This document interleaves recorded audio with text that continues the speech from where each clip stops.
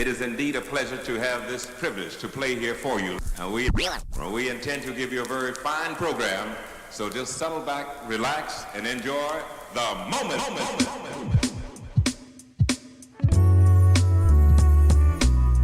Good morning, good morning. Good morning, Mev on Facebook. Mic check. Ethernet cord check. Internet speed check. I just did it.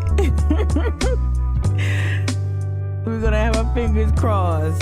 This is grassroots citizen journalism. This is grassroots media, grassroots content.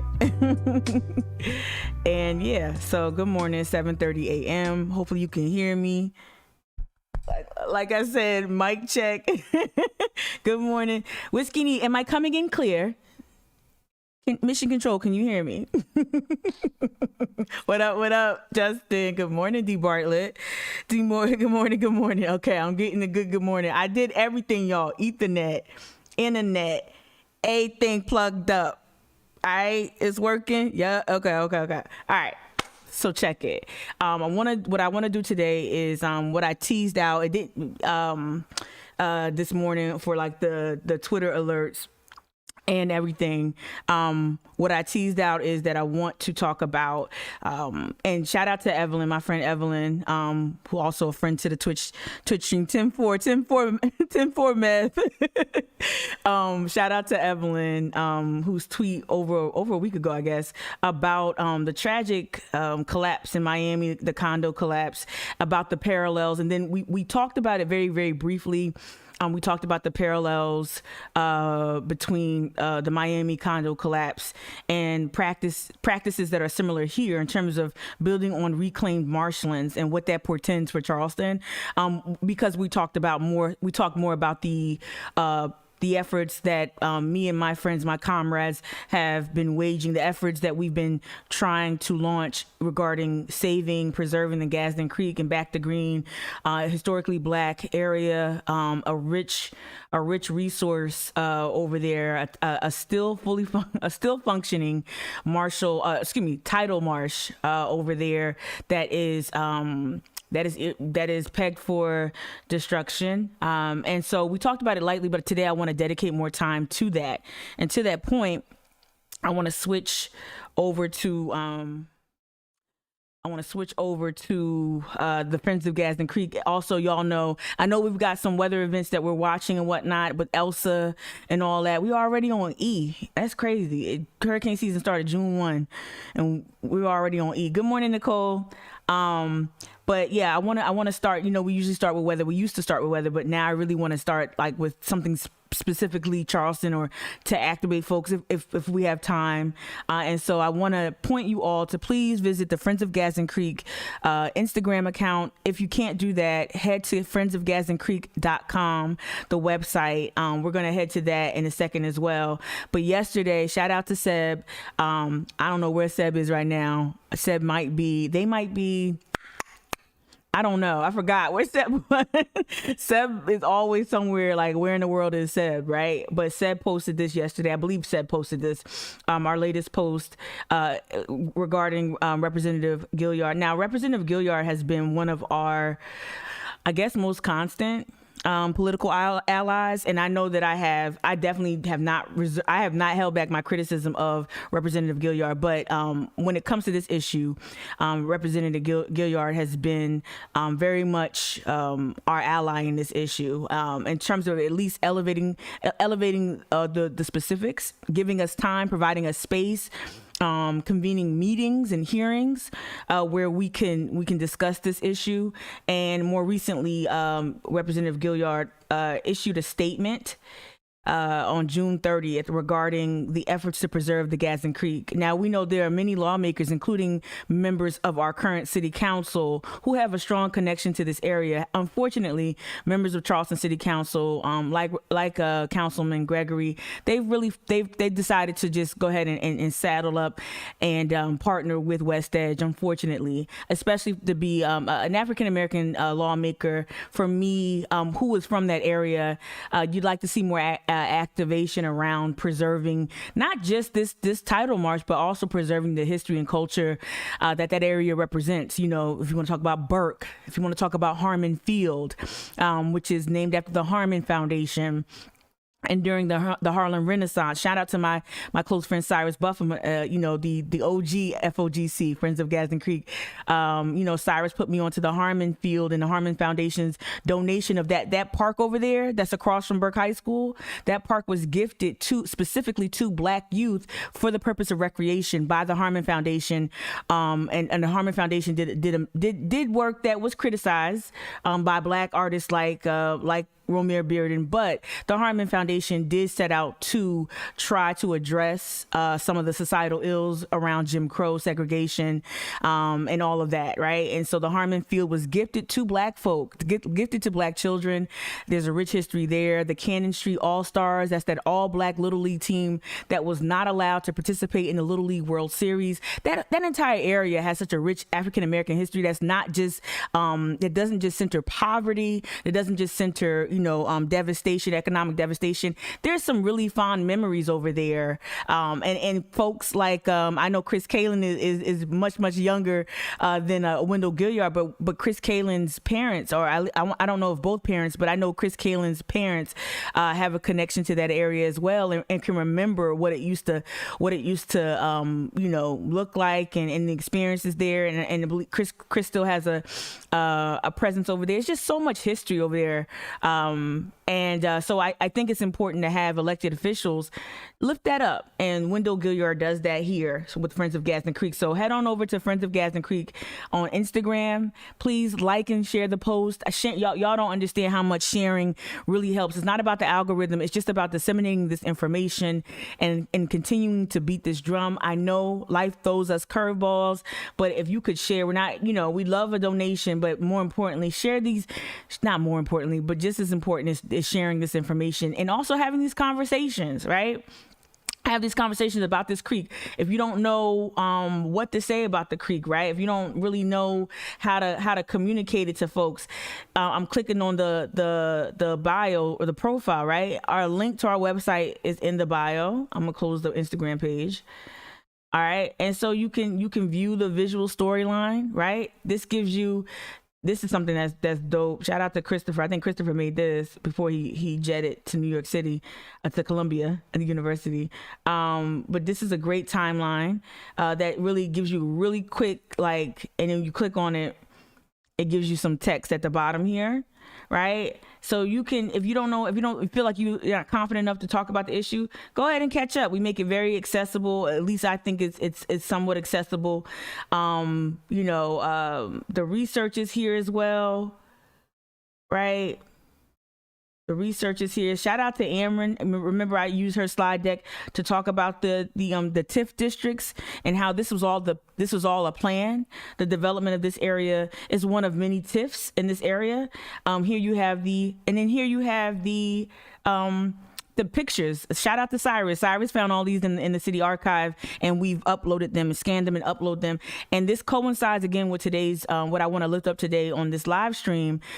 This coincides with what we're going to talk about regarding Miami and the condo collapse. Now, I want to just preface by saying that I'm still learning. I hadn't been super engaged. Like, I haven't been watching every press conference and everything, but we're going to catch up together with a couple of news clips. Shout out to the Miami Herald. I actually love reading the Miami Herald. They've got some amazing journalists, especially around things like this, the condo collapse, and also like the Jeffrey Epstein story. They were ahead of that Jeffrey Epstein story. They were light years ahead of everyone else, and there's just such solid reporting there. But pivoting back to building on reclaimed wetlands, a practice that's very common here in Charleston, specifically around the peninsula. I'm sure it's everywhere else too in this area. But I want you to take a look at this. I'm gonna try to blow it up a little bit more, right? I'm gonna try to. All right, we just click on the images instead of trying to be cute. So I want you to understand this picture right here. Let me see if I can. Dang, why can't we let me see. Open. Let me see if it comes up a little bigger. Okay, so I want you to see this picture right here. This is 1954. This is over there near Burke. This is over there. This is over. You see right here. You see the bridge. I think this is the Ashley Bridge. What you call that bridge? I'm horrible. Don't quote me. And I'm horrible. I can read a map, but this is so old I can't even recognize. But anyway, this is the area. So there's no Lockwood, I believe. Like there's no Lockwood. This is all marshland in 1954. This is all beautiful tidal marshland in 1954, right? I'm gonna open this, and then so we're gonna close that. That's 1954. You start seeing how the powers that be. Yeah, Tiff's Hurt Public Service funding. Oh, Mev, we covered that. Shout out to Mev on Facebook. We covered that. How much, and I'll show one of those graphics really quickly about those TIF districts. They aren't. TIF districts technically are supposed to be like, oh, not bad, not good. But the way they're most commonly used, they're used to take money away from our public school systems, right? And to fund projects like West Edge. And then West Edge is able, because West Edge has a foundation makeup or composition, like it's technically a foundation in the eyes of the IRS and whatever, right? And corporation. Foundations like West Edge can then say, oh, we're a flood mitigation foundation, which they're not. They're developers, right? And so they use TIFs to create all this mishigas, right? So this is 1957. So we saw 1954. This is 1957. You start seeing right here. This is all landfill. So they're just filling in. So that was that bridge that I was just talking about right here, or that was that bridge right here. So they start to fill in right here. Remember, this is all predominantly African American over here on this side, right? So they start filling in to create more real estate, right? All right. I know y'all seen this before, but we just gonna hit it up. All right. So then, okay, so that's 57. So we went from 54 to 57. This is 1963. You see where that landfill is starting to fill in. So I want you to start imagining things like the Joe Stadium, Lockwood Boulevard, Brittlebank Park. Brittlebank Park is is literally built on landfill, right? Right. So just what I want you to understand what you're looking at. That's 1963. And then we have this aerial view from 1973. So you can see right here, and then you see this right here, this line right here. I believe this is the creek. So they took that sprawling marsh area, those wetlands, and they re-engineered the Gadsden Creek to this shape right here, to this this very, very specific shape that doesn't really occur in nature. Not really, right? And all of this is landfill, y'all. All of this is landfill, right? And this is part of I'm not going to get into. I can get into a little bit because we have the website here that shows you, what these issues, like how they justify. Thank you, Whiskey Neat. How they justify filling or the plans, right? So when you hear terms like reclamation, urban renewal, right? These are terms that are most notably associated with gentrification, with slum clearance. That's another term that was used in the 30s after the tornadoes devastated this predominantly Black neighborhood over here near Back to Green, in Back to Green rather. Now it's housing projects, but those housing projects used to be individually owned Black homes that they wouldn't let Black folk rebuild after the tornado, right? And so you'll see in some of the documents that we've uploaded, you'll see that, let me see if I can get to,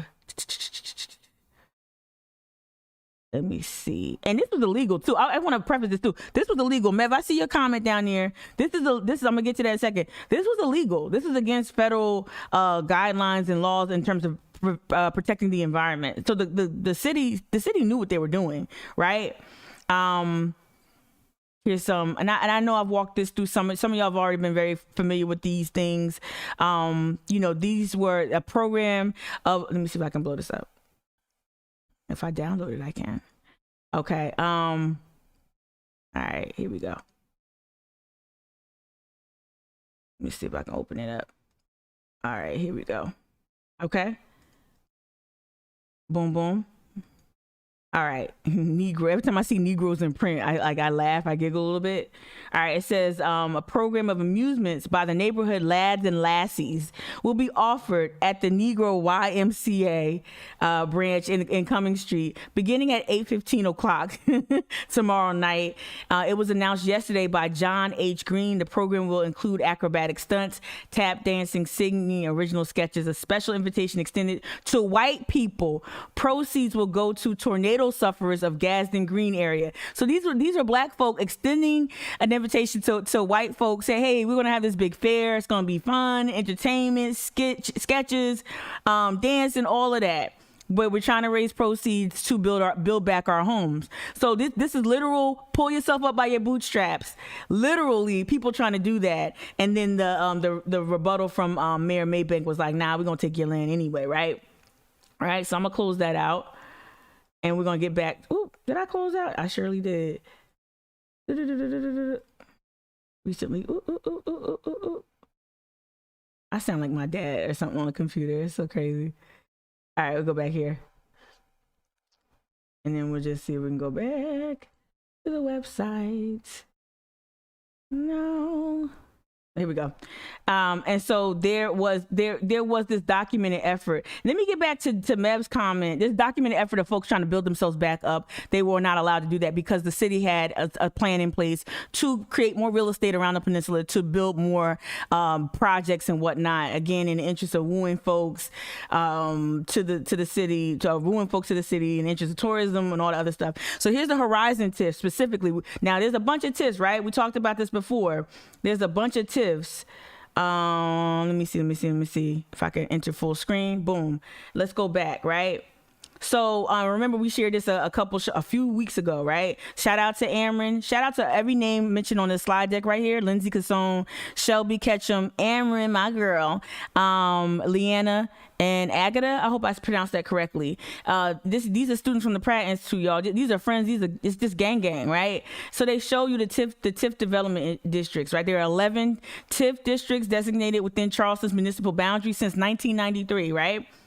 All but 2 have been located. And I want you to keep that 1993 number in mind. 1993, y'all. All right. Remember, Hugo happened late 80s, right? Remember, that's when you're going to start seeing this really aggressive action from developer Riley around that time. But keep 1993 in your mind as we talk about this issue, right? So 11 TIF districts, right? And let me see if I can get to that part where we explain to Mev's comment about TIF districts and how they can impact school districts, right? Here we go. So Mev, if you're still watching, if you didn't watch the previous live stream, this is what we're doing right here. So it said the majority of funding reallocated away from Charleston school operations for this specific TIF. This is the Horizon TIF that started in 1993. It's starting to bear fruit now, right? Well, been started to bear fruit, but like we're really starting to feel it now. Funding reallocated away from Charleston school operations to Horizon TIF increased 325% from $240+ thousand in 2018 to over $1 million in 2020. And you see this statistic right here on my cursor is running over. So in 2018 they just were taking about $250,000 away from schools. Then that just skyrocketed in just a matter of 2 years, right? And that's something. So I really want to invite you all to head to the website, because I know I ran through it before and I'm running through again. I ran through it again just now. I want you to go visit this and walk yourself through self-guided tour through the number crunching. And this is something, y'all, we've been studying this forever. Amron came on to the Friends of Gadsden Creek last year as part of our TIF team. So we needed scholars who could really dig into the TIFs and understand the history of that. And I'm so proud of what Amron and her comrades and her friends. I'm so proud of what they bring in. Hey, Kia, so proud of what they were able to uncover here. I want to read Mev's comments from Facebook. So TIFs hurt public service funding, especially public education, and developers do not pay impact fees, leaving it up to local governments to keep up with all of the development. Absolutely. That's the thing about the whole Charleston piece, is like Charleston acts like, oh, we can't do anything, but they own a majority of the land over there, which includes the Gadsden Creek, and B, you've already subsidized this project because it has been proven that this is not financially it's not profitable, right? They've run into so many financial hurdles, and the city continues to bail them out financially by at the same time saying, oh, well, we don't know what to do. And I also want to tell y'all that, hey, thank you for the follow, for the subscription. Thank you. I also want to mention that that the city claims to be off limits, hands off. But I also want to say that opposition to this creek, to filling the creek, opposition has been robust. And when we say it's not hyperbole when I tell you that more people have voiced their dissension, more people have been in favor of not filling the creek, including the folks from the Dutch dialogues. Way more people in the public have voiced their concerns about filling the creek and have been in opposition of this permit that that DHEC subsequently permitted West Edge with, or gave West Edge. There's been more public opposition, and you just keep seeing this pattern of people coming out, like the folks who were devastated by the tornadoes in the 30s, the black folk. You saw letters, you saw fairs, you saw all of these efforts to save their homes, to rebuild their homes, and all of this really, really robust like reaction to, hey, no, we want to really fight for our land. We saw lawsuits. Shout out to Shirley Chavis in the 70s. Like, people were really against this, and they were definitely against the dumping of garbage in their backyard. Right. And so there's been so much more opposition to this, and to see the city just say, you know what, not only are we not going to really be proactive in making a decision, we're actually going to continue to subsidize this project because we got to bail it out because we done went this far. This is Riley's legacy right here. Riley's legacy, a legacy of displacement, a legacy of gentrification. When I moved here, Charleston was then the top gentrified city in America. That's all Riley. That's all Riley, right? And so, remember, it was the Horizon Foundation that now is West Edge. The Riley started the Horizon Foundation, and to Mev's point, that the local governments have to keep up with all of the development, which is true. But this is the fault of local municipalities who allow these breaks. Absolutely. And when certain environmentalist groups came into the situation, right? When they logged into the chat, we thought that, oh wow, okay, we're going to get some help. Nah, backroom deals were made, and the compromise that were made was like, okay, we'll take this golf course up in Somerville, and we'll preserve areas around that. It has nothing to do with what's going on here, right? Right. And so just, what I'm activating you all around today, please head to Friends of Gadsden Creek, learn more about this issue. Please share the post that's on Instagram. Please share any of the content you find readily available on the website, especially this TIF district information, right? Please share that information, and even just bone up on, just learn for yourself. Learn how, learn more about this issue. I want to say, this is the letter that always breaks my heart. This letter right here. This letter right here. I know I always talk about this letter. I think I do. But this breaks my heart. This is written to that then Mayor Henry Lockwood. Dear sir, we the undersigned citizens and freeholders of an area affected by proposed law, which is the slum clearance, housing. These are black folk, pushing back against the proposed plans to build a housing project in the section of Charleston known as Gadsden Green, south of Line Street, west of President Street, and north of Bogard and Always Streets are the most earnestly and honestly most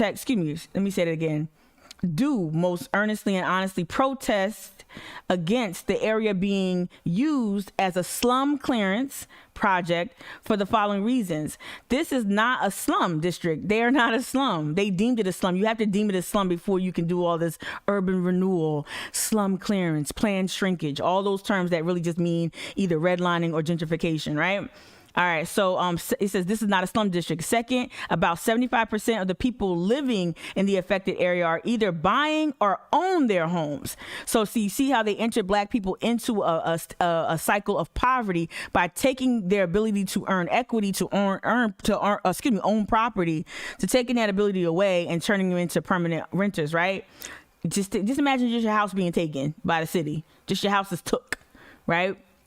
All right. It says that they own their own homes. Third, that a careful survey of all the homes in the affected area showed that more than 80% of the houses are in good repair. So like they're saying that, yeah, the tornadoes came and devastated about 20%, but there are 80% of folks, well, we good. We got to put a couple shingles back up. We got to, fix a couple doors and windows, but we good. So it wasn't even this big blighted area. It was just black and they wanted the land. Right. And so I'm not going to read the whole letter. It's on the website. And when they tell you that, oh, well, the black people never protested, I heard a condescending comment from a woman, I won't say her name, a woman on the Housing Authority a couple years ago, and she this was during the re-education of gentrification event, and she had the nerve to fix her lips and say that you can't just protest when the cranes go up. You got to be proactive. And it was so dismissive, as if people haven't been voicing their concerns, as if people weren't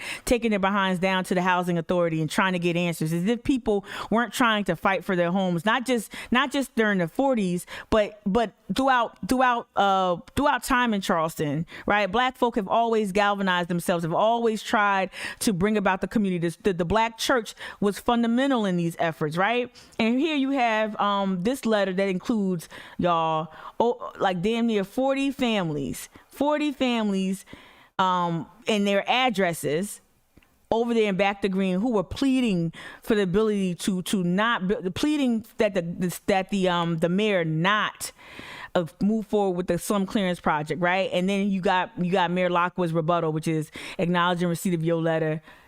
F y'all, we gonna do it anyway, pretty much, right? F you, we gonna do it anyway, right? Right? It says, it just says that the Housing Authority has been given the power to go ahead, and it will absolutely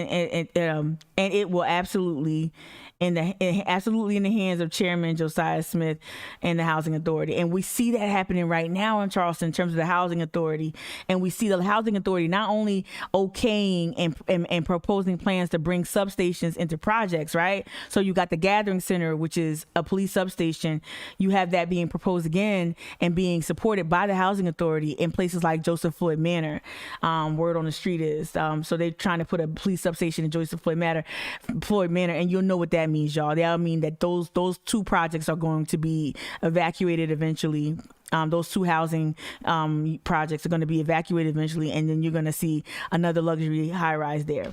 All right, so what does got to do with Champlain Towers? What does got to do with reclaim this and that and the third? Has everything to do with, because we've been doing this. Charleston ain't new to this. They true to this, right? Charleston been doing this for a minute, right? Oh, shout out Nicole for gifting that sub. I appreciate you, Nicole. I appreciate you. All right. And so I wanted to hop over to, I wanted to give an update on the Progressive Network. We're going to get to Brett Bursey and this wildly mediocre response to him using the N-word so blatantly, so brazenly. But let's get to the parallels between Charleston, right? And shout out to y'all as well. A lot of y'all, I can't remember. I know it was Evelyn. I think Jessica. Y'all brought up the work of Christina Butler. Excuse me. I don't want to keep calling her Nick Butler's wife, but Christina Butler, who happens to be the spouse of Nick Butler, whose content we relied upon yesterday to talk about the 4th of July and its connection to Black folk. But shout out to y'all for putting me on to Christina's book. I've heard Christina speak about various things in flooding in Charleston, but really never really focused in on her work around the tradition here in Charleston, a trashy history of Charleston's dumps and incinerators, right? We got a real bad history. If you throw in North Charleston in there too, we got a bad history. And all of these, this is what Nick doesn't do. Nick recounts history very accurately. What Nick can't do and what he doesn't do is make that connection between this practice and environmental racism, right? So that's a big part of this, because these landfills and these incinerators, they're not in Mount Pleasant, right? They're not south of Broad, right? These dumps are being visited upon Black communities, predominantly Black communities. But I wanted to skip down in this episode of Charleston Time Machine to the portion that includes Christina's scholarship, not the second incinerator, not the third incinerator. It might have been you know what? I skipped it. Let's see. He gives his wife a shout out. Hold on. Here we go. Okay, here we go. All right, the precise locations of garbage dumps in the 18th century, yada, yada, yada. Let's see. Well, let's take our time and read this. It says, I'm going to tilt my mic a little bit over here. All right, the butlers are killing it. B-Man, the butlers are, that's a 1-2 punch. You ain't lying. Good morning, B-Man. All right, the precise location or locations of garbage dumping in the 18th century Charleston must have been abundantly obvious to local residents and visitors, but our known knowledge of such waste disposal practices is now exceedingly sparse. Let's skip down. Charleston City Council incorporated in 1783 inherited duties. Hold on. I'm trying to get to the meat, to the good meat. Okay, hold on. Okay, let's go right here. Let's jump down here. All right, this environmentally unfriendly practice, which probably began in the early colonial era, contributed to a gradual but significant topographical evolution. Much of what we now identify as historic parts of the city, such as the area around Colonial Lake, the Hospital District, Brittlebank Park, the Joe Riley Baseball Stadium, and Morrison Drive were originally low-lying salt marshes that were filled with trash and transformed into buildable, drivable, taxable land. You get that? Let's talk about those words right there. Transformed into buildable, drivable, taxable land. This is the city trying to generate revenue, right? By any means necessary. Nick goes on to say, I could regale you with innumerable details related to this trashy marsh filling activity, but instead I'll defer to the real expert in this facet of local history, my wife, Christina Ray Butler. It's so cute. My wife, Christina Ray Butler, has just published a book that contains everything you might want to know about landfill and the topographic evolution of the peninsula. Her book is called, Low Country at High Tide, A History of Flooding, Drainage, and Reclamation in Charleston. So whenever you see the word reclamation, in this instance in Charleston, that practice is filling in tidal marshes or saltwater marshes, right? Or salt marshes, right? All right. So that came out last year, 2020. All right. For more information about this fascinating part of the city's history, I encourage you to check out C. Ray's new book. I guess it's a nickname, right? So the dumping of garbage on the marshland surrounding the Charleston Peninsula continued into the early years of the 20th century. To expedite this process of natural decomposition, the city even employed hogs, to root through the open air dumps. Few, if any, local residents expressed concerns about the environmental ramifications of such practices, but their effects on humans began to garner attention at the dawn of the new century. And I will say that's true. We started to see more opposition from folks in the newspapers, and more as time progressed, right? Like the Shirley Chavis lawsuit, because Back to Green in that area was overrun with rats and other vermin, and she was like, enough is enough. Y'all dumping in our backyard. And I know that the dump had had hills and mounds that they would call Treasure Island, that kids used to play on Treasure Island, which is just a dump, right? Okay. So So I guess at the time folks didn't express it. I don't know. I guess Nick, again, as a historian, as a thorough historian, he had that's probably accurate, but I'm sure there was some opposition somewhere. But we know how News and Courier was reporting shit back then. We know how they used to do. So I don't know. So yeah, it's just a practice. So look right here. All right, low-lying areas filled with trash invariably hosted legions of flies, cockroaches, rats, and vultures. Charleston's resident health officer, Dr. J. Mercier Green, I made him French, Mercier Green, noted that local cases of typhoid, diarrhea, I don't know how to pronounce that one, and other flyborne diseases were always higher in neighborhoods near the city's sprawling marshland dumps, right? And we know, so y'all, this is a practice. Again, Charleston ain't new to this. Charleston is true to this. So I'm gonna close that out, and then we're gonna hop over to, we're gonna come to this article I found from The Week. I thought this was fascinating. We're going to read a little bit of this. The Miami condo collapse is a devastating reminder of America's artificial. I'm going to get back to Facebook in a second. Miami condo collapse is a devastating reminder of America's artificial land problem. Big chunks of American cities are built on man-made land that is a climate catastrophe waiting to happen. That's why I'm streaming today, y'all. Shout out to, this is an opinion piece from the week. This was written on the 25th, right when the condo collapse occurred, by Ryan Cooper. Not familiar with Ryan Cooper. Don't read the week often, but I'm going to dig into this because there were things that just jumped out to me there, right? So there were some things that I told you to keep in mind, right?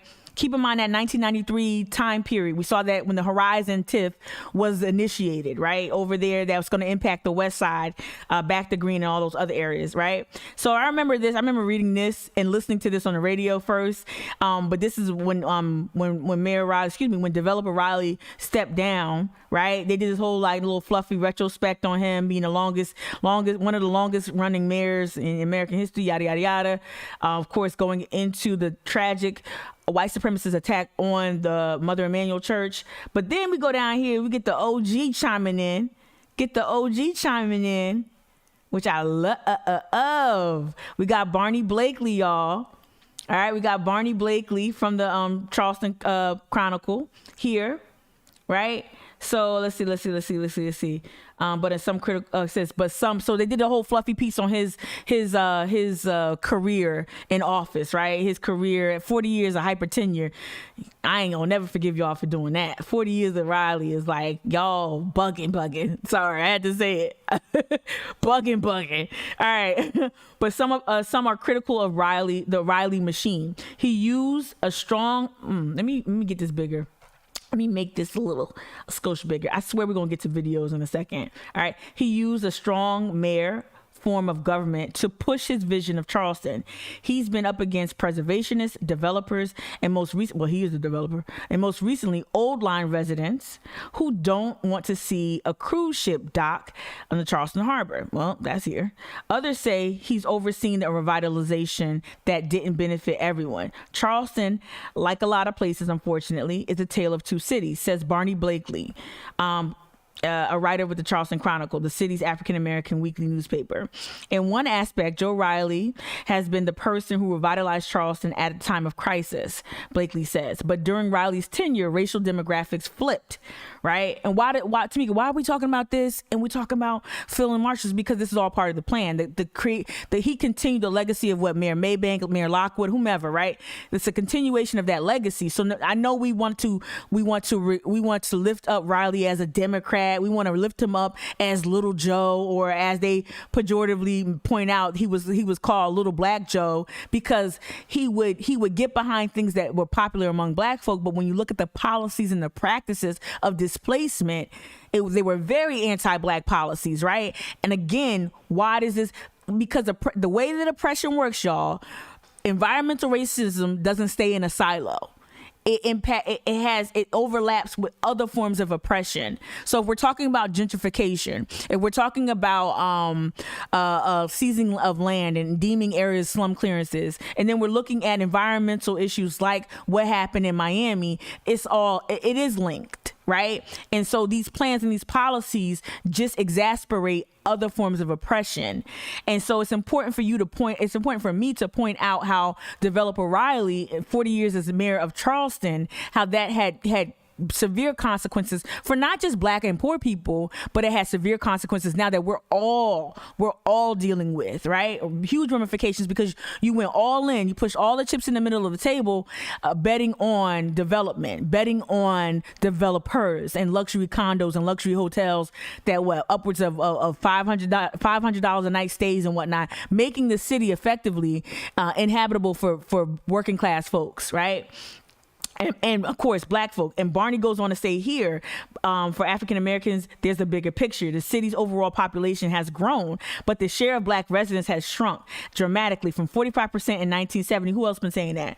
I have, from 45% in 1970 to 25% now, right? And I imagine it's even lower because this was in 2016 when this was written, as Riley was saying, deuces. But we know Riley didn't even leave, y'all. He's still there. He's still there.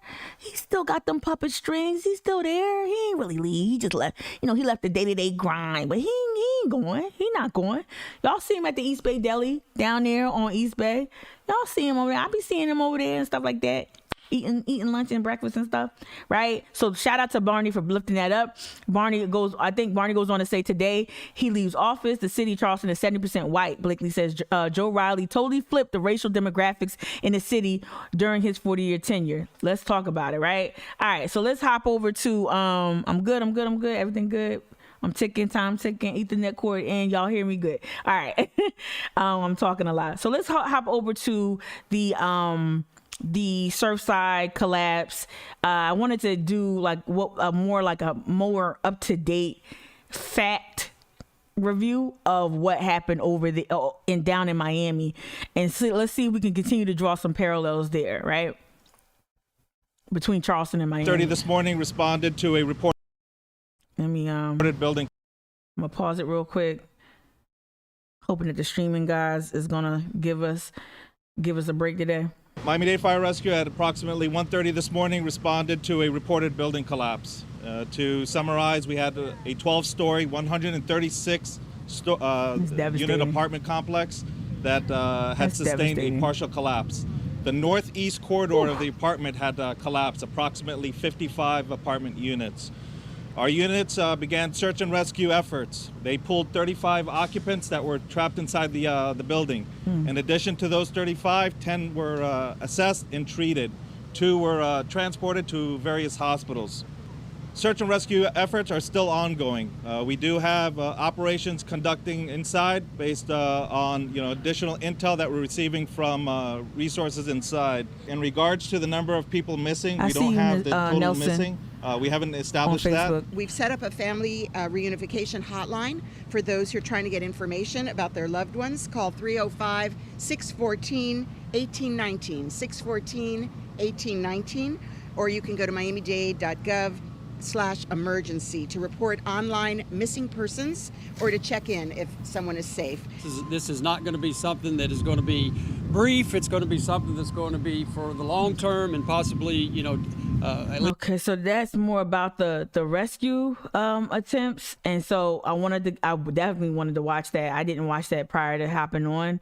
I also wanted to hop on to they had an illustration here. Miami Herald had this illustration of what happened. And then we're going to hop back to that article because that actually articulates the issue in terms of the reclaimed marshland and artificial land, essentially. I said this haphazardly, and I don't want to be dismissive, and I definitely don't want to be disrespectful of the folks down who suffered who are suffering loss because they're still trying to recover their loved ones and whatnot. But it feels like Charleston is a floating trash barge, right? Like it feels as if we've treated this so-called crown jewel like a floating trash barge. Like we just heaped more and more trash onto Charleston, and then what do we expect will happen as a result? What do we expect? I think we need to go make sure that we read Christina Butler's book. We need to really think ahead of this. We've got Elsa brewing in the sea. We've got other storms coming. It's hurricane season. We really have to think about what this really means for us all as climate change becomes more of a devastating reality for us all. Why do we treat something that we love like a garbage barge, like a trash barge? Like, why would we do that? And why won't we course correct when we can? You spend all this money, you make all this fanfare about the Dutch dialogues, and then you ignore their prescriptions and then side with the developers anyway, and also work against the public interest. The public came out that the hearing that we had a couple years ago, it was 90%, if not more, probably 95% opposed to the filling of Gadsden Creek. And that was just the people who got on the mic. We had tons of people write in, people asking us what to do. We know we've sent tons of people to DHEC and the Army Corps of Engineers saying, no, we don't want this creek filled. So we know the public sentiment is against filling the creek, right? Not the neighborhood association that was infiltrated by West Edge years ago, by Michael Marr or Mayhair years ago. We know the public is saying, hey, let's fix this, let's course correct. And yet our city won't listen. But maybe they'll look at what happened in Miami and this quick 40-second animation. Maybe they'll see this and maybe they'll like, you know what, I don't want this to happen in Charleston. And maybe they think it's gonna happen like 20 years from now where they don't have to worry about it, right? So wait, I want to stop it right there. An unknown structural failure caused a collapse of the pool deck. Okay, of the pool deck and parts of the garage below. You did hear people saying that they heard a boom in the garage. So the pool deck is right here. And this is the pool deck. So there was a partial collapse, an unknown structural failure. Some folks said sinkhole. Right? Some folks said they noticed like sinking and whatnot. All right, so now they're illuminating the side of the building. I believe that collapsed. All right, here we go. Pause. The initial failure then caused a collapse of the midsection of the condo structure north of the pool. Yeah, DHEC does side with business, Mev. You ain't lying. You're not lying. Okay. Third point they're making here, the northeastern section buffered from the initial collapse by a stabilizing wall called a shear wall, remained standing for seconds before is it pancaking? I guess it's a term. Pancaking under its own weight. Wow.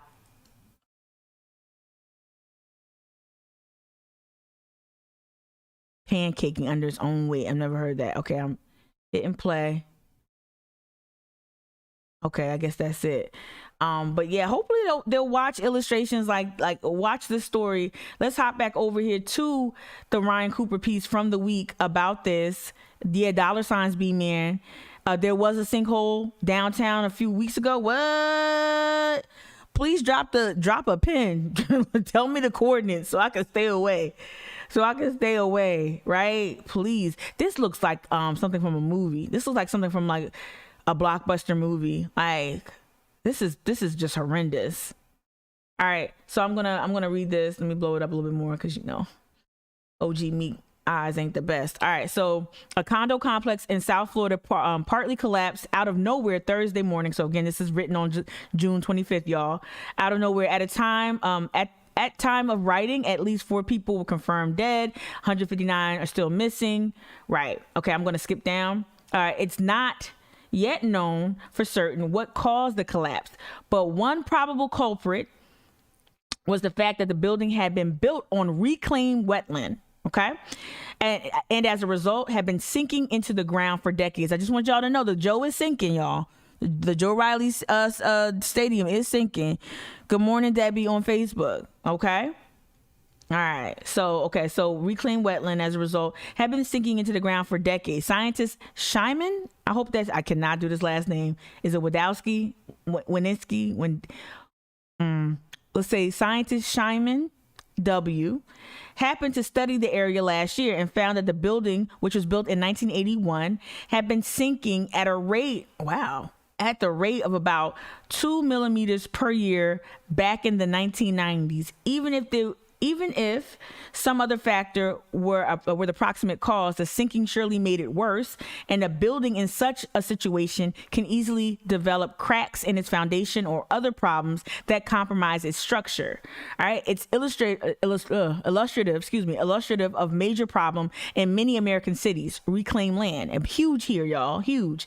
Big chunks of almost all American coastal cities are built on reclaimed land and will likely turn to soup as climate change causes ocean levels to rise.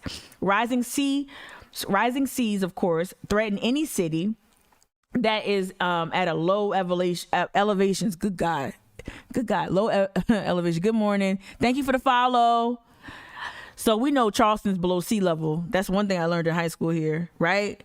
Recent sinkhole downtown. Oh, somebody's telling me this. Okay, so Mev is echoing. Hey, Mev on Facebook is echoing what B-Man just said. The recent sinkhole downtown near CFC. Oh, wow. I want to read this comment from Mev from earlier because we were talking about dumps and incinerators, right? The North area incinerator was the last to close in the Southeast in the nation. You're talking about the one in North Charleston. There's a huge case around that, right? All right. So despite community cries about constant health issues, including asthma and cancer, right? Environmental racism. All right. Gotcha. So I wanted to lift up that comment from Mev, but absolutely, Mev, this sinkhole, we're near another reason for me not to go downtown. I hate that. I love going to like the Battery and there's certain places near the nature, near water that I love going to, like many other people. But it's become so hostile to locals. You know, the golf carts, the now the curfews on mobile vendors, and you know the dress codes and racist practices by the business district. A lot of business owners there really just make it so hostile. So I want to suggest that y'all, I want to point y'all to this piece. Please try to find this piece and read the rest of it. I might come back to it in a second, but we have to understand this whole reclaim wetlands. Again, shout out to y'all, my followers on Twitch, followers of this live stream who lifted this up like, hey, yo, this can happen here in Charleston. This can very much happen here in Charleston, right? And I think too, when you look at, I don't want to speculate too recklessly. I don't want to be too hyperbolic or too just inflammatory, but when you look at the design of that Publix over there in Back to Green, right? So West Edge built that big shopping, that mixed use building, right? So there's a club in there, like a harbor club or something in there, like an event space or venue. You've got the Publix, you've got the spa there, the Woodhouse Spa, and all these other highfalutin businesses, right? And if you see, when they built that Publix and that structure, they built it on elevation. They built it at an elevated level. So they created a higher they've created a higher land to build a structure on. So now rain runoff. Now, and they're going to fill that creek eventually, right? And then they're going to create what they're now proposing is a retaining pond. They're saying that they're preserving the creek, but it's a retaining pond, which y'all know what that is. Shoot, we got one right here in my complex. So they lifted the I guess the ground where the Publix is, and so any of that rain, if we really get a crazy weather event, remember now the Ashley River is right there by Brittle Bank. If you get a crazy weather event and there's some sort of a surge or what have you, or y'all see how it floods on Haygood and President Street already. So you get any type of like crazy storm event, you're in essence creating like a bowl effect down where Back to Green where the housing projects are. Let me take care of this real quick. You're creating a bowl effect, and I don't want to speculate recklessly, but I think images of Katrina come to my mind in terms of like what's the worst that could happen if you protected this new structure, you protected buildings like the Caroline and whatnot, right? That's the other condo over there where the Jimmy John's and Domino's is, right? All those great jobs they created, Jimmy John's and Domino's. You've elevated some of these structures, and so you create this bowl effect, and so the folks down at the lower elevations may be subject to flooding, to some sort of really catastrophic flooding. We already seen how bad it can get just on a regular rainy day. Imagine if some sort of huge weather event happens, right? Who's saved versus who's left to fend for themselves, right? All right, so B-Man, you said you just looked it up. A pre-Civil War underground arch that collapsed on Cumming and Bull Street. Really? Oh, also too over there. So on Lockwood, shout out to the friends of Gadsden Creek. I heard there was we saw there was a police station over there. I know there was a police station that we that's now closed when they closed the DMV over there. But there was a police station that was like that sunk or was sinking years ago that had to be scrapped over there. Like, so they know that these areas are vulnerable because that you're building on trash. There's not a surface that's going to be sustainable. It's not a surface that's going to stand up to the test of time nor to the test of climate change. So we know that that's the issue. But there's so many things I think, and that's why I'm interested in reading Christina Butler's book, because I want to know about I want to know like what sank, what's not anymore. I want to learn more about that. Let's see. Here we go. let me see. There was some other things I wanted to when in terms of talking about the trash in Charleston in the South, right? And we know the South is home to the majority of Black folk in the country, right? So this, I really wanted to watch this real quick, this retro report. Is it this one? Let me see. This right here, this from Vice News. Just watch a little bit. I'm gonna get popped on YouTube. Sewage system. Let me rewind this. So this is how New York City's shit ended up stuck on a train in Alabama. But this is what happens. Like, a lot of trash comes to the South, right? And I wanted to lift up also things like, let me go back real quick. I wanted to lift up things like environmental, Cancer Alley, right? Places like here in Louisiana, Cancer Alley, predominantly Black Louisiana town. People just have cancer and all this other. It's like crazy, right? Well, what's causing it? And then the practice of bringing trash down to the South. That's a huge factor as well. But I also wanted this piece right here. We reached out to this dude. We know we got crickets, but I want to keep engaging people who've been talking about environmental racism. Let's play this real quick, and then I'm gonna get to the trash coming down south. Let's play this. Let me pause, rewind, enlarge. Let's go. In America, air and water are separate but unequal. Savannah, Environmental okay. racism is the new Jim Crow. I see you, Mev. Yeah, I get it. The environment isn't a person. How can it be racist? But the most basic pieces Can I say that that's some of the biggest feedback we got when our Now This video came out? The environment's not a person. How can it be racist? Like, I don't know how people say that. Like, I kind of want to like laugh them off, but I guess it happened. It's said often enough because he just said it. The environment, the air we breathe and the water we drink, are controlled and designed by people. And people can be racist. Absolutely. More than half of all people who live close to hazardous waste are people of color. Floodplains nationwide have high populations of Blacks and Hispanics. Black children are twice as likely to suffer from lead poisoning as white children. This inequality is no accident. Pollution and the risk of disaster are assigned to Black and brown communities through generations of discrimination and political neglect. Enslaved Africans were commodities partly because their work carried environmental risks that were unacceptable to whites, like exposure to heat, malaria, and mosquitoes. Come on. As Jim Crow laws created racial segregation, they also reinforced an environmental system that still disadvantages minorities. It's no wonder that Black and Hispanic children have the highest rates of asthma, or that hurricanes like Katrina, Sandy, and I just want to take this moment too, and not to bring down the live stream, but some of y'all don't know. Y'all know I got a twin brother, but I also have a brother who passed away in 2009. He was in his early 40s. He was a single father. He was awesome, like a grown ass kid. It's where I probably get my childlike tendencies from, because he was 40, and just like I'm 40 now, watching cartoons, eating sugar cereal, whatever. That, I was very close. I was close as a kid to my older brother. And he died in 2009 from asthma. And at the time he was living in Jersey City. And I think he was on the 5th floor of a walk up. I don't know how many stories. I can't remember how many stories, but he died of an asthma attack. And I didn't even know he had an inhaler. Like, I saw it one time, but I thought it was because, bronchitis or something like that. Like, I've had an inhaler after bronchitis or something like that. But I didn't know he was dealing with asthma like that until he passed away, and talking to his daughter, talking to my mom, like, oh yeah, it would come on in flares and whatnot. He died in winter. So I know that can also, that can really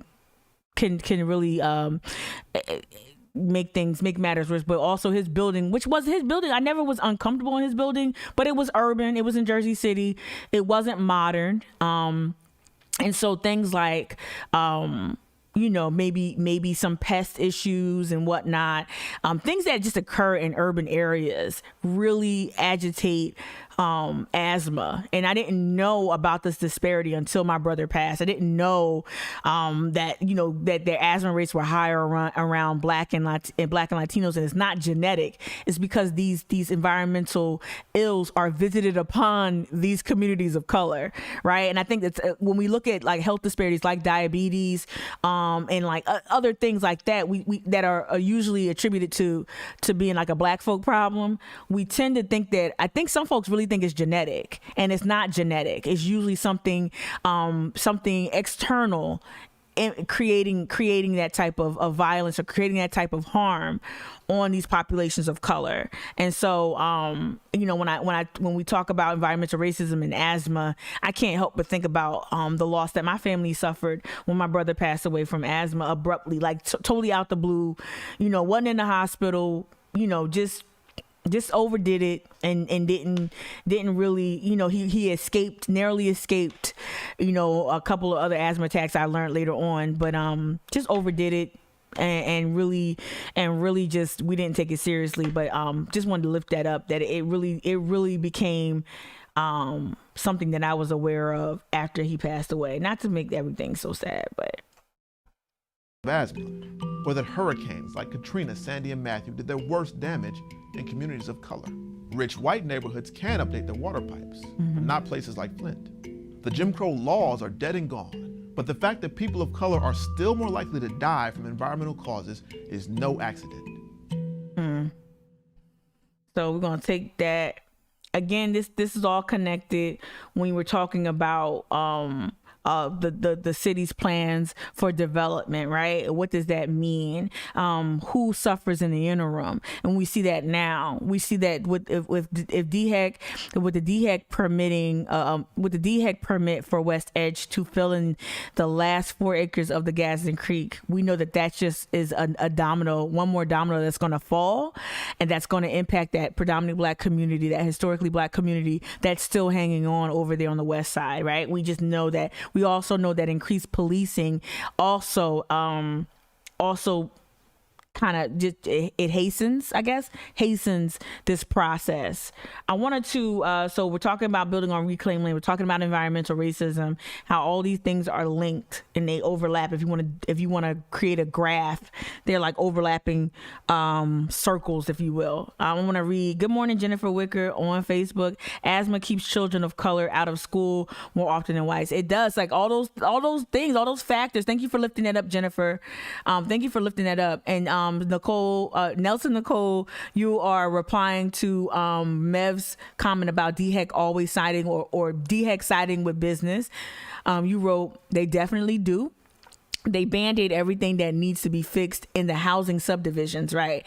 Mold does, right? Mold, asthma, but the mold too, exactly. So asthma keeps kids, but what aggravates that asthma? The mold. And this is a very moist city. I know y'all don't like that. I know some people don't like that word. It's a very damp, let me use that word. It's a very damp city, humid city, especially now this time of year, especially with so many bodies of water being so close. It's the peninsula. I'm talking about the peninsula specifically, but even right here, right? I'm not that far from, wetlands and things of that nature in certain bodies of water, and all of that really just aggravates the issues around asthma and other things. Justin, thank you for extending your sympathies. I appreciate it. I am my brother's child. We were like this. We were like freaking frack. I fell off his motorcycle with him. I was not harmed. We used to be go-karting together. We were, I was my older brother's sidekick. But yeah, all of this is very much linked, y'all. I want to get to this Cancer Alley piece too, right? So we can understand, because it's almost like our governments can create these issues, right? And then we got to solve this issue. You created this issue to create the issue, like you created, like when the tornadoes and Hugo and the tornadoes of 39, right? So like when they almost want that. I know that sounds really, really morbid and like a big leap, but they almost want that because it gives them a justification to clear things out. I really want y'all. Now I know I'm not crazy on that one. I might be saying it a little loose and a little less precise than I should, but when that's why I told you, like, the spectacle of recovery, like after Hugo came and having Oprah Winfrey come to the King Street Palace and do this whole thing as multiracial. Where's Charleston Strong, right? Charleston Strong before Charleston Strong, right? All of this pageantry around, we're gonna recover from this Hugo. The recovery plan typically look like, hey, let's call in developers, and now we can get that housing project, we can get that out the way, right? So a lot of times, also like with, let's say, so the tornadoes came through 39. They like the letter said from the black residents, 80% of the houses were still intact, were still good. There might have been 20 that were in desperate need of repair or just to be rebuilt, right? But 80% of the houses were in good shape. They were like, nah, it's a slum, we're gonna take it anyway, right? And so what do? They don't just, they take the land, they move forward with the housing project, but they also begin to dump. They also begin to dump and make that area a landfill. So you're creating like a multitude of problems and pressures on that community, economic pressure. Now they can't build equity. They don't own their homes anymore. They're renters, right? The other part is that, okay, you have a dump. So now things like asthma and other types of issues, dealing with rats and rats, roaches, and all the other stuff tends to happen over there. All those fly-borne illnesses and stuff. So you create this toxic environment, and then you subsequently continue the pattern of taking, as Cyrus Buffum has deemed it. And we've seen that where? We've seen that where, y'all? We've seen that over there where we currently have the aquarium, where we currently have all those other business, those commercial spaces and luxury condos over near the Gadsden Wharf, right? I don't expect. To me, it's unsurprising to have the Gadsden Wharf, which was the most populous slave import dock. I'm just going to call it that. It was the most popping, the busiest. At one point in time, Gadsden Wharf was bringing in more slaves than any other port in the country. We earned that distinction, right? They say about 40% of the slaves that arrived in America came through Gadsden Wharf. So I don't expect the legacy of that area to actually, like, to me, what we see now with that sprawl, what we see now with the luxury condos and the aquarium and the taking of black homes, we know that's in our DNA. We're going to keep taking from folks. We're going to keep inflicting harm, racialized harm on people. I do believe that that's how things work. When I always tell y'all that racism and white supremacy is baked into the tourism culture. It's in the DNA of the city. I'm not being like, I'm being very, very literal, because you see it. You literally see it. And not only do you see it, if you do your research, you'll see it even more vividly. So y'all know back in 1852, right? Y'all know this area is the two. Good morning, Kia. I got you. The two last borough homes are still up, right? Let me scoot down here. Y'all know what I'm talking about. Shout out to this beautiful black family here. So y'all know what I'm talking about. Y'all go down Calhoun. At Calhoun, East Bay is over here. If you can see my cursor, East Bay is over here to the right, and you got those two remaining borough houses left, right, from this community. Shout out to the descendants of the Johnsons right here. They've taken this down. And this is one of my favorite markers in the city. They've taken this down because there's even more development. So right now you see open sky. That ain't open sky no more. Right? I don't know how long these borough homes are going to stay. I don't know if they're going to uproot them and put them in a museum. I don't know if they're going to do what they did with some of the slave shacks and take them to the Smithsonian. I don't know. But I have a feeling these houses ain't going to stay. These historical landmarks ain't going to be here that much longer. It's just too important of a real estate. And Charleston doesn't care about preserving black history. Right? They don't. So, all right, so y'all remember this. So that's the marker there. 35 Calhoun Street was built in 1852 and occupied by Irish immigrants. It was purchased by Willis Johnson Sr. in 1939. His sons, Frank and Henry, built 35 and a half Calhoun with their own hands. Wow. All right, with their own hands was a complete carpentry apprenticeships. Okay, the houses are still owned by Willis Johnson Sr.'s family. The borough, right, is the name associated with the former African American section of the Anson Borough neighborhood. It was bounded by Lawrence, Charlotte, Concord, and Meeting Streets. Here, African American families fostered close relationships and rich cultural life. Their community was steeped in the belief that it takes a village to raise a child. Oh, wow. I don't know if they believe that. I don't know. Didn't Hillary Clinton come up with that in the 90s? But anyway, okay, their community was steeped in the belief that it takes a village to raise a child. Just east of Just east of the spot in what's known as Ansonboro Field stood the Ansonboro Homes. Built in 1940. Y'all see what's been happening in 1938, 1939, 1940. What's good, Mayor? What's good? Mayor Maybank, Mayor Lockwood, and all them. What's good? Okay? Built in 1940 for over 160 families. The structures were vacated in what year? 1992. Remember I told you about the Horizon TIF started in 1993. Developer Joe Riley started the Horizon Foundation and Horizon TIF 1993. So the structures had over 160 families. They were vacated in 1992 upon discovery of toxic waste in the soil. Their demolition the following year regrettably erased a significant piece of history relevant to Charleston's Black community. The two houses are the last vestiges of the borough and have steadfastly resisted gentrification. They remain monuments to the lives and contributions of African Americans who made the borough their home. So, toxic waste. It's so toxic and it's not livable. But what's there now? Condos, commercial spaces, the aquarium, all of that is there now. I'm gonna go to the chat here on disaster capitalism, B-Man. I'm gonna go to the chat here. Absolutely, B-Man. Disaster capitalism. Naomi Klein. Shout out Naomi Klein. I believe that's a Princeton or Rutgers. Jersey's in there, I think. All right, Naomi Klein has a great book with that title. It happens on the federal, happens on a federal, state, and local level. Absolutely. Right. And Kia, you said, right. Hugo displaced us from Wagner Terrace. You mentioned that in a previous live stream, Kia. Right. So you were displaced from Wagner Terrace and then pushed to West Ashley. And it was traumatic. I totally understand that. Now seeing the neighborhood being all white is still sad for me. Principal Olson was literally the only white person in that neighborhood. Justin, you went on to say super appreciative for and impressed by this archive digging by FOGC. You gotta be impressed. That's the thing. People can poo-poo us. We thorough. And that's why I'm gang till it's over. One of the most impressive groups of people I've ever worked with in my life. Seriously. We a ragtag of just like, and we meet regularly. We do our thing. We do our thing for real. Thank you, Justin. Please check out the FOGC, the Friends of Gadsden Creek website and Instagram. Please share.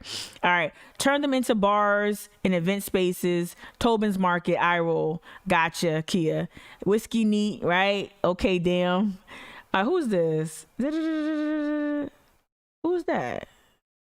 Oh my God. Got trolls. Why that don't get banned easily?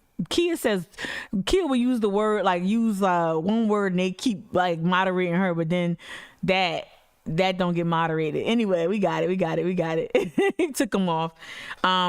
Yeah, so absolutely. So 1992 is toxic though, but why are you still building on it? Why well, it's toxic though. It's toxic. Why are we allowed to build on it?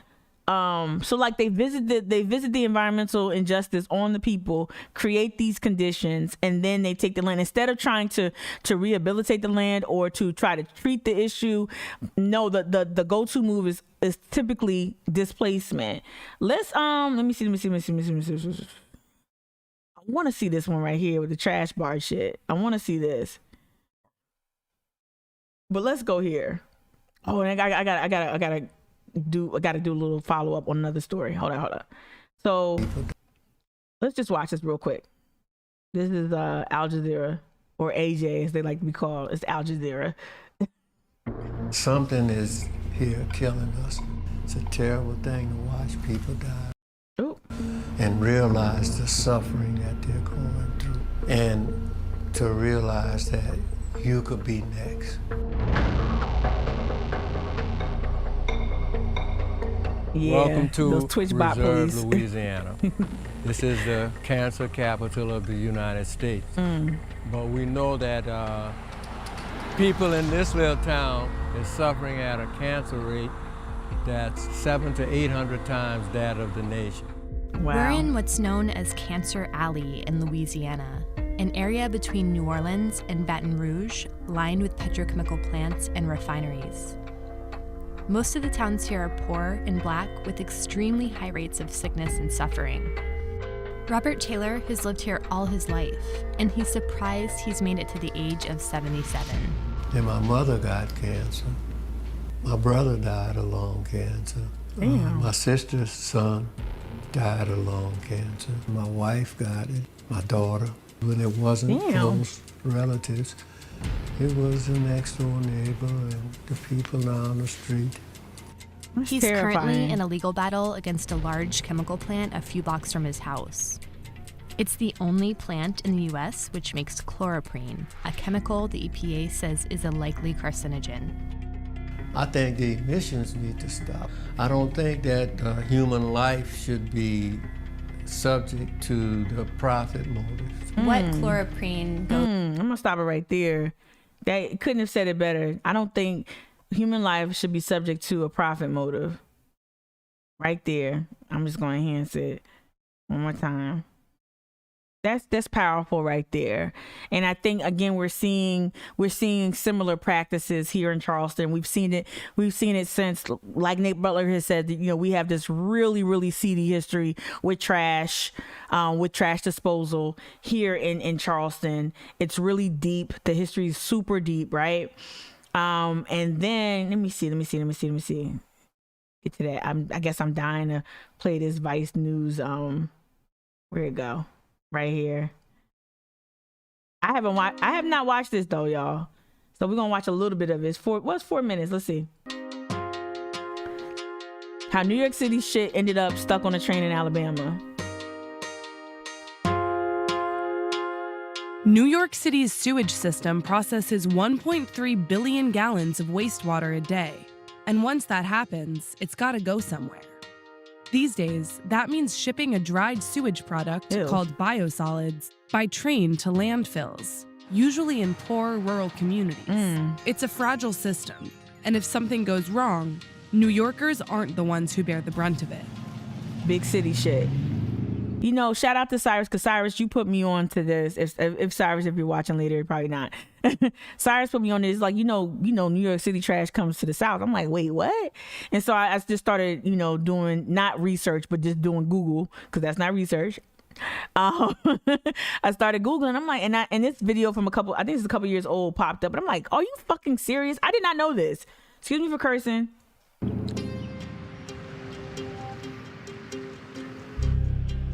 For the last few weeks, something in this small Alabama town smelled bad. Really bad. I came out on my back porch to have my coffee, and I had to go right back into my house because the smell took your breath away. Oh my God. Can you describe the smell? Smelled like a dead horse. Then they discovered the source. I don't know if I can put it on Go ahead. Camera. Human shit. It turns out that smell torturing the small town was from a 250-container train from New York City. What? We call it poop train. I mean, there's just no way around it. I mean, that's just what it is. The cargo was destined for Big Sky Environmental, a landfill west of Birmingham in a town called Adamsville. I love how they give it a name that sounds like it's all pure. The materials would be offloaded to trucks for delivery, won an injunction against the company, DuPont is the and Big worst. Sky was forced to use another location, a rail siding right next to the parish softball field. When you recover that ball, pitch it to him if he's there. The sludge wasn't exactly welcome in Parish either. It's the Dookie train, and it is The literally Dookie train. 75 yards off of that hill right there. I got 6 hamburgers on the grill and 8 hot dogs. I would normally have 100 hot dogs on there and at least 60 hamburgers. And that's how we fund our balls, the chalk for the fields, the paint for the fields. I have to go really, really, really slow and take the hit. Because ain't nobody out there. Mayor Heather Hall got her start in politics trying to save the local high school and bring jobs to the struggling former coal town. Now she's dealing with a glitch in the nation's biggest sewage system. Yes, So North what is Charleston. going on? Yes, Kia. Right now in the town of Parish, we have about 80 containers of biosolids, which would be considered sewer sludge. But earlier we had probably 260 of these containers. Damn. So this they just part there? of it, there's no regulations. EPA, they have no just control parked over there? this whatsoever. Alabama Dookie Department train. of Public Health, they don't have anything to do with this. There's no one you can really appeal to beyond the company themselves. Nobody. It just seems to me that there has to be a better solution to move this material, handle this material, to dispose of the material. For decades, New York City put its sewage on barges and dumped them 106 miles off the Atlantic coast. What? But Congress unanimously banned the ocean dumping of sewage in 1988. 88? So New York started processing its wastewater into biosolids, paying contractors to remove it from the city. Until recently, that meant moving treated waste to states like Texas and Colorado for use as a farm fertilizer. But the $100 million a year program was ditched in 2009 for a cheaper option, landfills. Landfill. By 2010, at least 80% So they of go the from city's dumping it to the biosolids were ocean being to dumped dumping it into on rural land. landfill sites, sometimes as far away as Alabama. Okay, they didn't work it that hard to get it in there, so why is it that hard to get it out? I'm saying it's Come on, Jennifer. You know, it feels like they're picking on us, right? But you know what? It's taking so long. It's taking a lot longer than we had thought it would, but I can't snap my fingers and make it disappear, you know? It really shouldn't have been here at all. I agree. It would have been right there where I live. Right there where I live. A Big Sky representative told Vice News tonight they plan to finish removing the train cars and keep operating the landfill. But after the news broke about Big Sky's problems, New York terminated its contract with the company and asked to find a new location for the biosolids that were going to Alabama. It's just like another hardship that the town of Parrish has to deal with. Because like you said, the first time you Google Parrish, Alabama, You're going to have poop train. I did not know that story. I did not know that. It is effed up, Nicole. Nobody's about move it. Come on, you and sometimes you hear like the most simple but elegant analysis of an issue. You got it down here without a fucking problem, but you can't get it out of here. And it's on literal railroad tracks. Haul that stuff out of here. Take it back then. Go the opposite direction. Take it back to where it came from. But no, you just sit there because you don't think anyone will say anything. And that's what we're trying to do with the Gas and Green story, is to lift up some of this history, lift up these practices here, and how it's not just specific to the west side, east side, north side, whatever, North Charleston, whatever. These practices visiting environmental injustice on predominantly Black and poor communities is something that's pervasive. And I want to get off before I head off at 9. I wanted to just continue to let me see. There was something else. So we already talked about the timeline of Mayor Riley's legacy. We already kind of talked about that with the NPR piece and displacement and whatnot. So I don't need to go to this old piece from the Post and Courier. Let me see what else I pulled up. This was just an old digitized archive of folks protesting against having police, a 24-hour guard at the projects to Mayor Maybank, or to Senator Maybank, excuse me.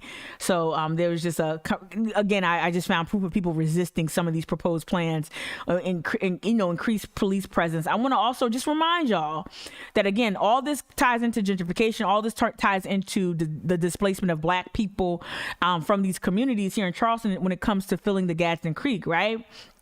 But remember, shout out to y'all on Facebook. The comments are amazing. Thank you. Twitch as well. Very, very good comments today, as usual, but very, very good today. In these times, Mika Gadsden, Breonna Taylor. Boom, boom. Oh, no. Too much dip on your chip. Hear that? I put too much in there. Here we go. All right, here we go. So remember this piece, just bringing it back up, because I like to bring up old dirt. I'm a petty ex-girlfriend.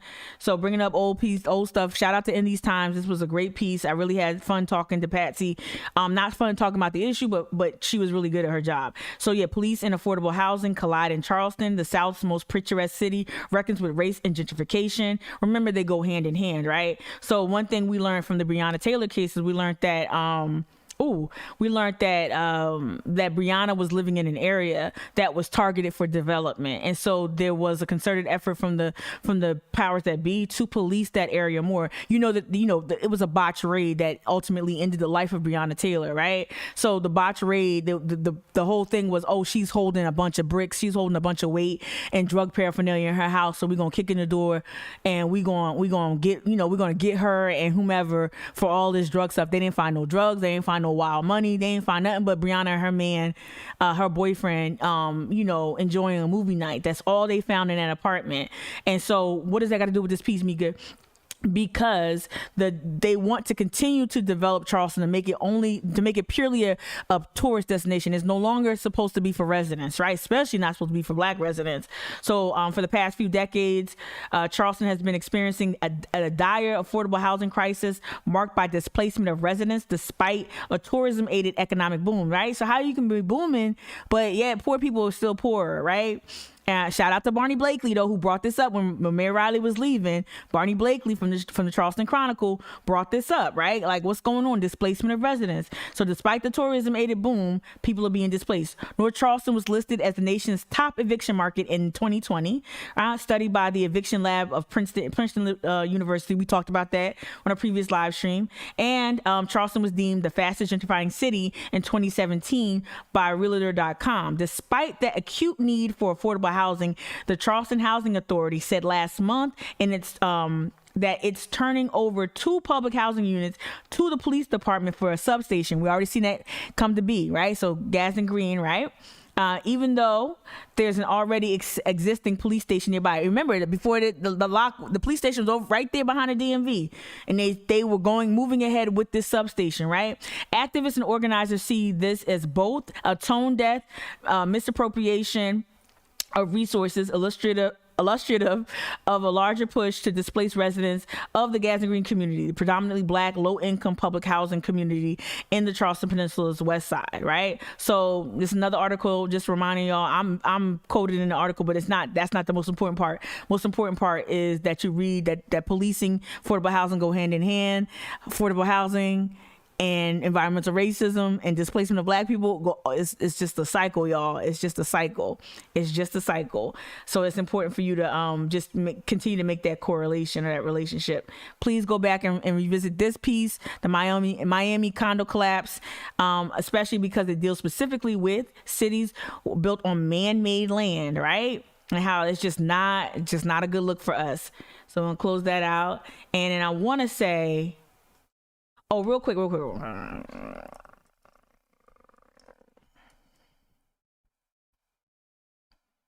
That whole housing thing, that whole like the over policing of poor areas, right? This right here. Let me see if this is the one. I think this is it. Go try to find this one. This is from last year too, last August. The question is, did we in fact allow a department other than the mayor's office to give direction to the police department about where to do an investigation, not based on where the crime seemed to be, but instead based on this particular location? They're talking about what you uncovered. Mm-hmm. And it's true. 3 weeks ago, Breonna Taylor's case took an unexpected turn when her family's lawyer, Sam Aguiar, filed a new complaint alleging that Taylor's death was tied to a redevelopment program led by the mayor's office. Within days, the city's Metro Council led a bipartisan effort to demand answers from Mayor Greg Fisher himself.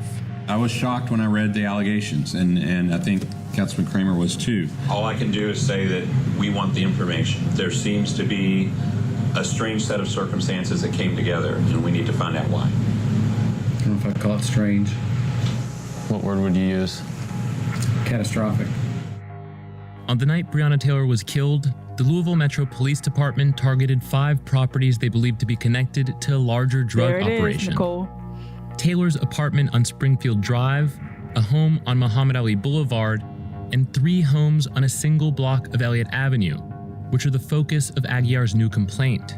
It alleges that the LMPD went on a crusade to target people and homes on a small stretch of Elliott Avenue because the city was hoping to take over properties for a real estate development project there. And that LMPD did it by dedicating to the area a previously unknown police unit called Place-Based Investigations. Place-Based Investigation. I'm gonna stop it there because I got 1 minute to go to work. All right. Okay. That's that. Tomorrow, okay, this is what we're gonna do. Up and coming city vibes, right? I'm not trying to make light of it. I'm not trying to make light of that. I'm just saying, like, for real. So they target these areas that are subject to development, and they increase police presence. So we're seeing that with the Gathering Center, a police substation in Back to Green, proposed police substation in Joseph Floyd Manor, right? So more police presence, more justification. We saw what happened with Jason Cooper's murder as well. The handling of that murder, that area, if you don't know where that place is at, you will not find it. It's this little hub, and it already was sold back in February. It's this little hub there, right? And so you're seeing how these areas, these predominantly black areas on the east side and west side, are being policed disproportionately, and because they're trying to pave the way for developers. Tomorrow we're going to get into because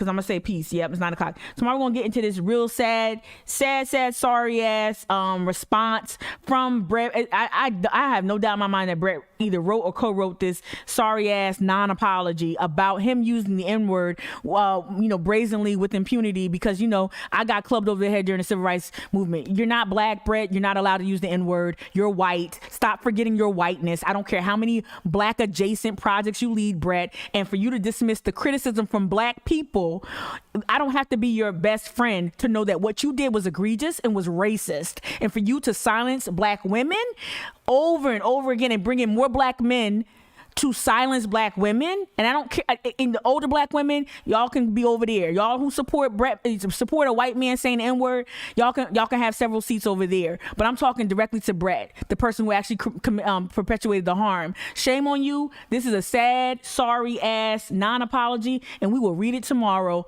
thoroughly here on Mic'd Up in the Morning with Mika Gadsden. All right, y'all take care. I love y'all. Couldn't get to all the comments. I love y'all. Take care. Bye.